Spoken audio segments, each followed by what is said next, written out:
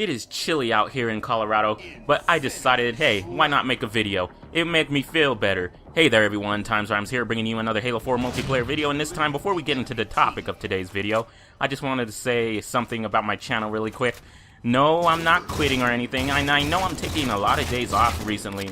I think I've taken like 5 days off 3 times in a row now before I would put out a video, and I think this most recent stint has been over 5 days, but here's the thing.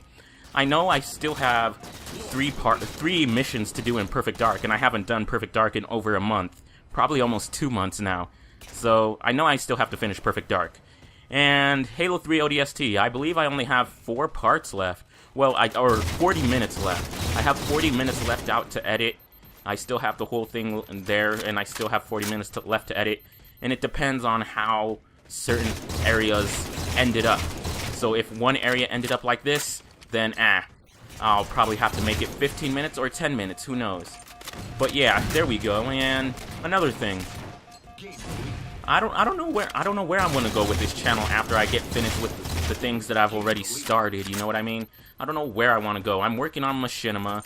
It's really hard to actually, whatchamacallit, put to fruition, if you will. It's really hard to put to fruition. But I want the idea out there because I don't think it's been done before, so we'll see. But let's get into the topic of today's video. Rareware, or Rare LTD now they are. They're a limited liability company, or limited trade company. I believe that's what LTD stands for.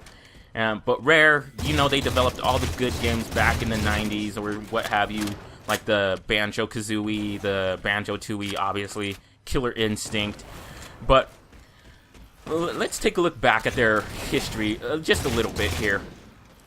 And when they started developing games for the Nintendo Entertainment System, what have you, maybe like, I guess, I don't know, I want to say maybe Wheel of Fortune or WWF WrestleMania, and you know, these types of games for the Nintendo Entertainment System. It wasn't necessarily classic games. They weren't classic games, but I'm sort of thinking that they came into their own with Battletoads.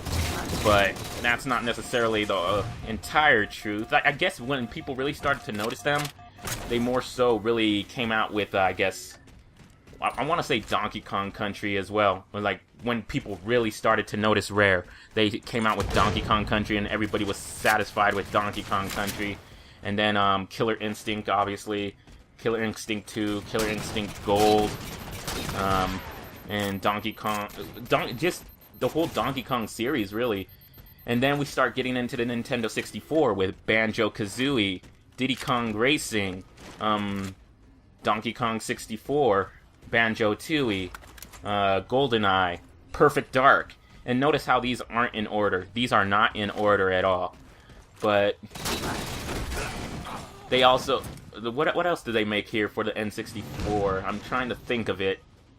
I can't really think of it, but that's the thing. And then in 2005, so it's already been, what, 8 years now? They were bought out by Microsoft,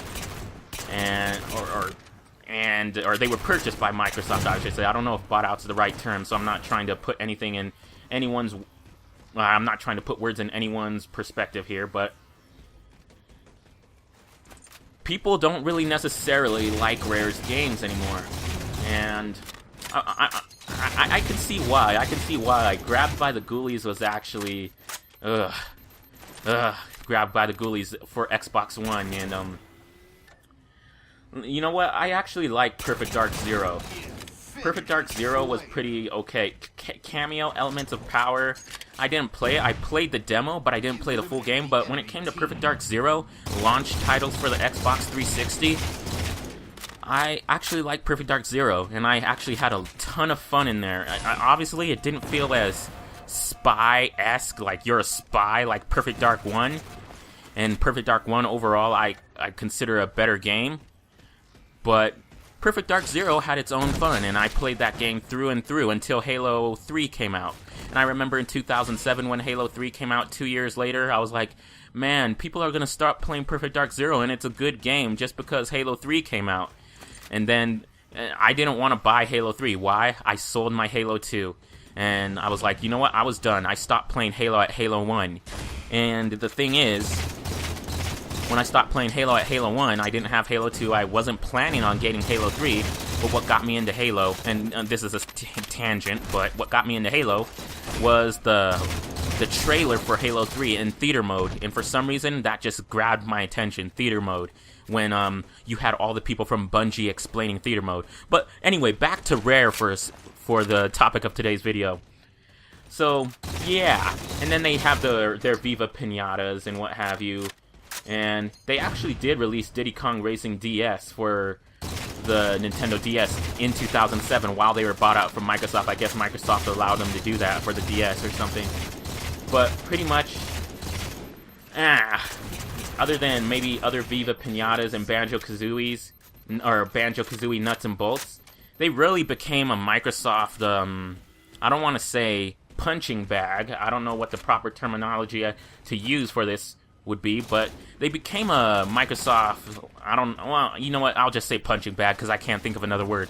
Punching bag of sorts, and now they're responsible for the Avatar. Remember before 360 ever had the Avatar system? Remember that? Rare is responsible for the Avatar system. They create all the props and what have you and yada yada yada.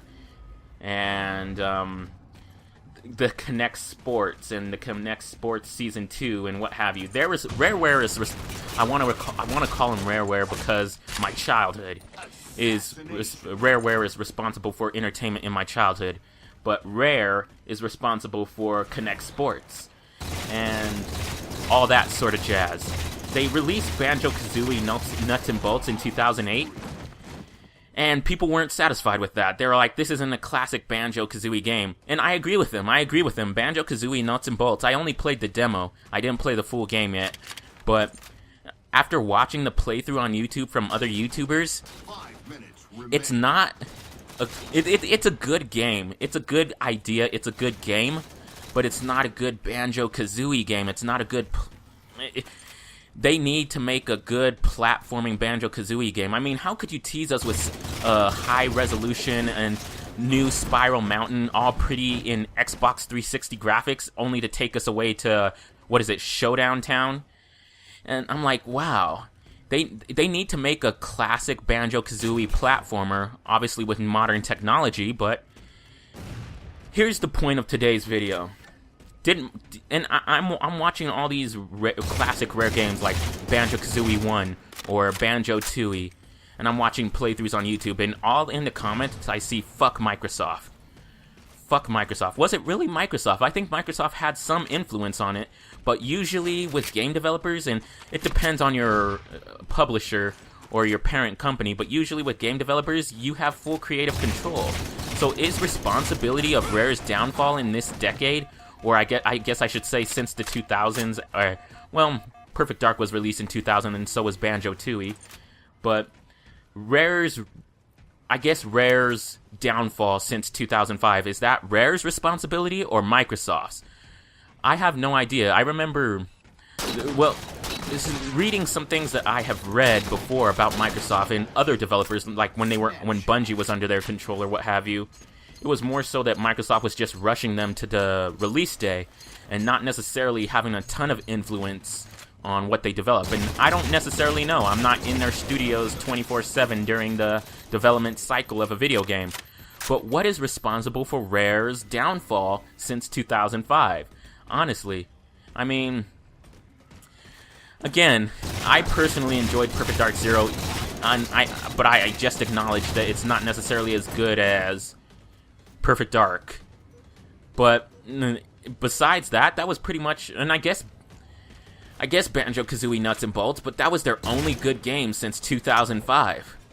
And there's nothing really going for Rare other than the Connect Sports. Microsoft is trying to do this whole fancy, we're all family friendly thing ever since Nintendo really came out with the Wii. Ever since Nintendo came out with the Wii, Microsoft has been trying to do a more family-friendly sort of presentation with their console, and it's sort of, and they sort of made Rare that sort of developer, where, hey Rare, you're going to develop all of our family-friendly content, the avatars, the Connect Sports, whatever, games and all that. You're going to develop that, not these guys, but you. And, I don't know. I don't know, it really feels weird. I don't necessarily know if it's Microsoft doing it. Well, Microsoft is doing the Kinect stuff, obviously, the Kinect Sports, and I'm repeating myself now, but when it came to Banjo Kazooie Nuts and Bolts and Perfect Dark Zero, and I didn't play Cameo Elements of Power enough, I believe those, oh, and I didn't play Viva Pinata, I believe those are their really only IPs that they released for the 360. I think it was more of a Rare in-house decision.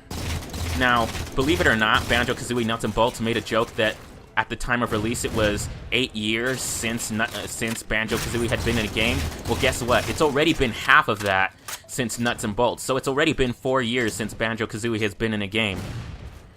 Rare needs to do something. Rare needs to get Microsoft to allow them to make these classic games and not try to do too much, not try to differ, but make it look better for the newer generation and all that, and perform better. Thank y'all for joining me. See y'all later.